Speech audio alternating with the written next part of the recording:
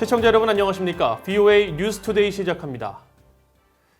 태국 당국이 자국에서 불법으로 일해오던 북한 노동자들을 유엔 안보리 대북 결의에 따라 지난해 추방했던 내용을 유엔 안보리에 보고했습니다. 이 안보리 결의를 엄격히 이행한 상황을 전한 건데 아직 상당수의 국가들은 이행 보고서를 제출하지 않고 있습니다. 첫 소식 오택성 기자가 보도합니다. 동남아에 있던 북한 식당입니다. 북한 종업원들이 마이크를 잡고 손님들 앞에서 노래를 부르는 모습은 아주 흔한 북한 식당 장면입니다. 그런데 이들 북한 노동자들은 유엔 안보리 대북 결의에 따라 지난해 12월 22일까지 모두 북한으로 돌아가야 했습니다. 태국 당국은 북한 노동자 송환 시한에 앞서 지난해 11월 북한 식당 등에서 불법으로 일하던 북한 노동자들을 체포해 추방했었는데 지난달 25일 유엔 안보리에 이 같은 내용의 최종 보고서를 제출했습니다. 보고서에 따르면 태국 당국은 지난해 11월 북한 식당 3곳에 대해 현장 점검을 실시했으며 식당 중 한 곳에서 불법으로 일하고 있던 북한 노동자 6명을 적발했습니다. 이후 이들을 모두 불법 노동 혐의로 체포한 뒤 12월에 곧바로 추방했다고 태국 당국은 설명했습니다. 태국은 또 불법 노동자들과는 별개로 2017년 대북결의 2397호 채택 이후 북한인들에 대한 노동 허가 발급을 중단했으며 북한 노동자 26명에 발급했던 노동 허가는 지난해 10월 모두 종료됐다고 설명했습니다. 일본과 아일랜드 등이 제출한 최종 이행 보고서도 공개됐습니다. 일본은 2016년 2월부터 모든 북한인들의 일본 입국이 금지됐다며 송환 대상에 북한 노동자가 없다고 밝혔으며 아일랜드도 송환 대상 북한 노동자가 한 명도 없다면서 다만 난민 지위를 얻었거나 진행 중인 소속 북한 사람의 거주를 보고했습니다. 핵실험에 이은 대륙간 탄도미사일 발사로 지난 2017년 11월 유엔 안보리에서 만장일치로 합의된 대북결의 2397호에 따른 북한 노동자 송환 시한은 지난해 12월 22일이고 이에 대한 최종 이행 보고서 제출 기한은 지난달 22일까지였습니다. 7일 현재 안보리에 공개된 최종 보고서 제출 국가는 27개국이며 이 가운데 중국과 몽골, 라오스는 세부 자료를 공개하지 않는 것으로 제출했습니다. 최종 보고서 제출이 미진해지자 미국과 영국, 프랑스, 독일 등 4개국은 최종 보고서 제출 촉구 방안을 제안했다고 안보리 관계자가 최근 VOA에 밝혔습니다. 이 관계자는 그러나 미국 등 4개국의 보고서 제출 촉구 서한 제안에 대해 중국과 러시아가 반대해 서한 발송은 이루어지지 않았다고 설명했습니다. VOA 뉴스 오택성입니다.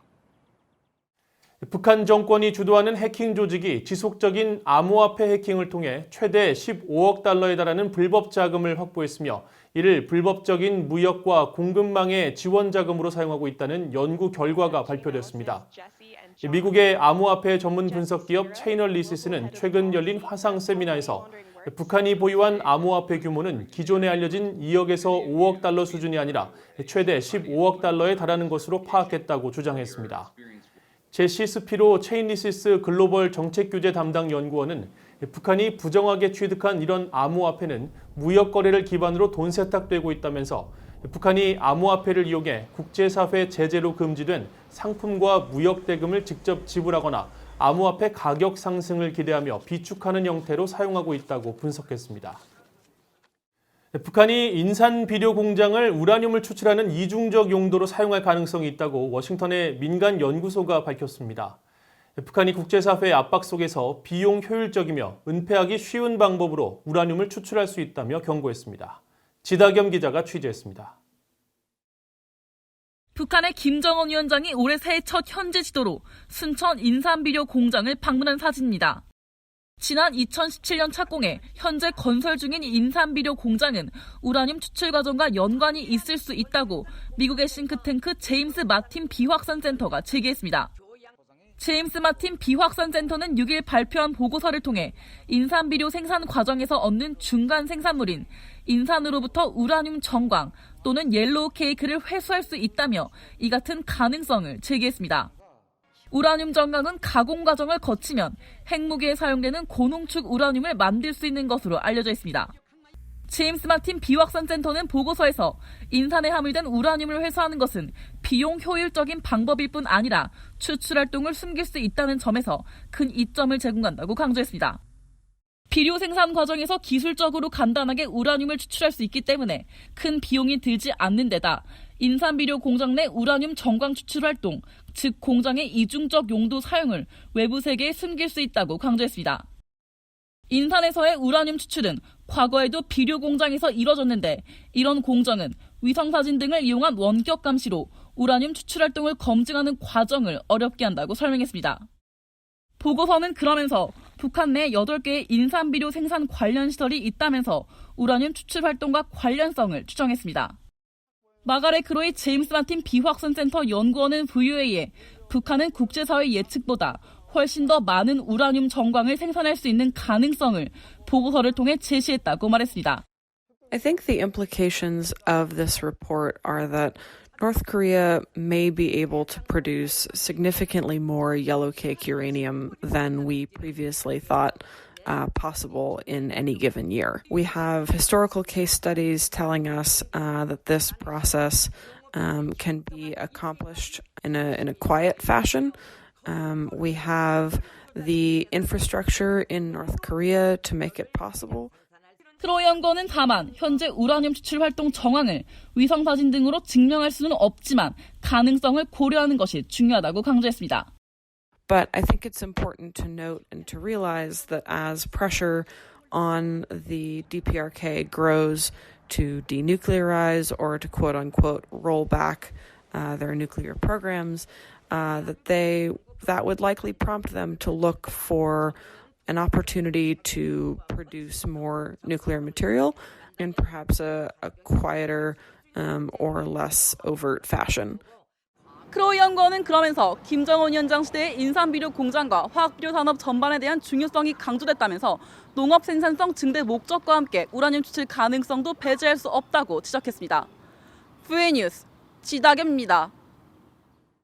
마이크 폼페이오 미국 국무장관은 신종 코로나 바이러스 위협 대처에 민주주의 국가가 독재 국가보다 우월하다고 말했습니다.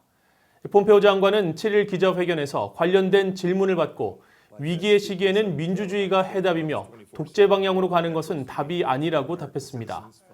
폼페이오 장관은 일각에서 독재 국가가 위기 대응에 빠르다고 이야기하는 것을 듣고 있는데 그들은 완전히 잘못 이해하고 있다면서 민주주의는 위기에 대응하며 기본적인 권리를 존중하고 자유를 지키지만 독재 국가는 위기 상황에서 공격적인 모습을 보이며 인권을 무시한다고 지적했습니다. 그러면서 민주주의 국가든 아니든 코로나 바이러스 사태와 관련한 각국의 상황과 정보는 투명하게 공유돼야 한다고 말했습니다.